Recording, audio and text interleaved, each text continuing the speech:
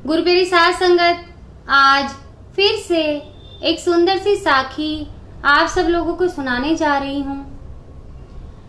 ये कहानी है मीराबाई जी की और संत रविदास जी की। ये एक सच्ची साखी है और बड़ी ही सुंदर साखी है। तो गुरु प्यारी साध संगत, सुनते हैं ये सुंदर सी साखी। गुरु प्यारी साध संगत, जैसा कि आप सब लोग जानते हैं कि मीराबाई जी संत रविदास जी से अपनी परमात्मा को पाने की शिक्षा ग्रहण कर रही थी, उनको अपना गुरु मान चुकी थी। जैसे ही वो संत रविदास जी के घर अपनी शिक्षा लेने जाती थी और बाहर निकलती थी तो उनकी सखियां उनका मजाक उड़ाती थी कि इतने बड़े महलों में रहने वाली राजकुमारी इतने गरीब इंसान के यहाँ जाकर अपनी शिक्षा ले रही हैं, जो सिर्फ जूते बनाकर अपना जैसे तैसे गुजारा चला रहा है। वो रोज इस तरह के ताने अपनी सखियों से सुनती थी। गुरु प्यारी साध संगत, काफी दिन बीत जाने के बाद उन्हें अंदर से बड़ा ही अजीब सा लगने लग गया था और उनको लगता था कि मैं अपने गुरु की कुछ मदद कर दूं, जो उनका हाल सुधर सके, जिससे मेरी सखियां उनका मजाक ना उड़ाएं। तो गुरु प्यारी साध संगत, यही विचार मन में लेकर एक दिन वो महल से एक हीरा लेकर संत रविदास जी के पास चल पड़ती हैं और उनसे कहते हैं, गुरुजी, मुझे गलत मत समझना, सिर्फ आपका कुछ हाल सुधर जाए, मैं इसलिए ये हीरा अपने महल से लेकर आई हूँ। आप इस हीरे को बेचकर आपकी कुछ आर्थिक जो समस्याएं वो हल हो जाएंगी, आप अच्छा घर ले पाओगे और उसमें रह पाओगे और आपका गुजारा भी अच्छे से हो जाएगा। गुरु प्यारी साध संगत, ये बात सुनकर संत रविदास को बड़ी ठेस पहुंचती है और वो मीराबाई जी से कहते हैं कि अगर तुझे इतनी ही शर्म आती है मुझसे शिक्षा ग्रहण करने में, तो तू मेरे यहाँ मत आया कर, महल में रहकर ही सिमरन और भजन कर लिया कर। गुरु प्यारी साध संगत, मीराबाई जी दुखी हो जाती हैं इस बात को सुनकर और वो कहते हैं कि गुरुजी, मेरी ऐसी कोई मंशा नहीं है कि मैं आपका दिल दुखाऊं, लेकिन मेरी सखियां मुझसे ऐसा कहती हैं।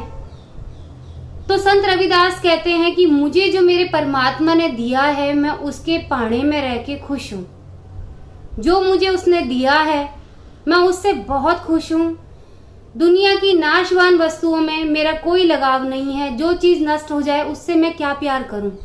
मुझे सिर्फ परमात्मा की भक्ति से प्यार है, जो ना कोई मुझसे चुरा सकता है, ना छीन सकता है और ना ही वो चीज नष्ट हो सकती है। तो मैं अपने परमात्मा को प्यार करके, उसकी भक्ति करके, उसका सिमरन करके ही खुश हूं। गुरु प्यारी साध संगत जी, मीराबाई जी फिर भी जाते वक्त वो हीरा उनकी झोपड़ी के ऊपर रखकर चली जाती हैं और कहती हैं कि गुरुजी, आपके लिए मैं हीरा ये यहीं पर छोड़कर जा रही हूं, जब आपको जरूरत लगे तो इसका इस्तेमाल जरूर कर लेना। काफी दिन बाद मीरा जी लौटती हैं और मीराबाई जी जब लौटती हैं तो क्या देखती हैं कि संत रविदास जी का फिर से वही हाल होता है, वही झोंपड़ी में रह रहे होते हैं वो।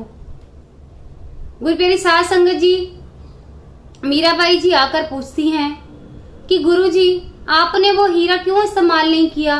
मैं तो वहीं छोड़कर गई थी, आपसे बोलकर भी गई थी।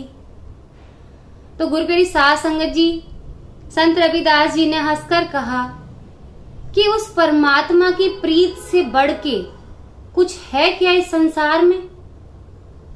मेरे लिए उसकी प्रीत से बड़ा कुछ नहीं है। मैं मेहनत करके अपना पेट भरता हूँ और उस परमात्मा के लिए समय निकालता हूँ, उसको याद करने का, उसको याद रखता हूँ। जे मैं मोह माया में फंस गया तो मैं उसका नाम नहीं ले पाऊंगा। मैं खुश हूँ जो मुझे उसने इस हाल में रखा है कि मैं उसका नाम ले सकूं, ज्यादा से ज्यादा उसके करीब रह सकूं। तो मुझे इस हीरे की जरूरत नहीं है, मुझे सिर्फ परमात्मा की जरूरत है।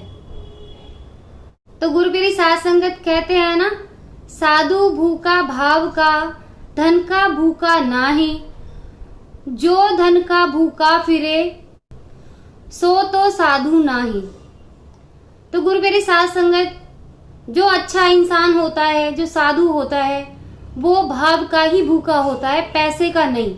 और जो इंसान या साधु पैसे का भूखा होता है, वो साधु नहीं हो सकता, वो अच्छा इंसान नहीं हो सकता। तो गुरु मेरी साथ संगत, जो लोग परमात्मा से प्यार करते हैं, चाहे वो जिस भी हालत में हो, कभी उनका मजाक नहीं उड़ाना चाहिए। साथ संगत जी, दुनिया में अगर कोई सच्ची दौलत है तो वो परमात्मा की भक्ति है। ये सब तो हाथ का महल है, यहीं रह जाएगा, नष्ट हो जाएगा, नाशवान वस्तुएं हैं जिनसे आप प्रीत लगा रहे हैं। तो गुरु मेरी साथ संगत, नाशवान वस्तु को छोड़कर उनकी तरफ ज्यादा ध्यान न लगाकर परमात्मा की तरफ ध्यान लगाएं। वही सबसे अनमोल हीरा है आपके लिए। तो गुरु मेरी साथ संगत, भजन करते रहिए, सिमरन करते रहिए और इन नश्वर चीजों से किसी के मोल का आंकलन ना करें, सबसे प्यार करें।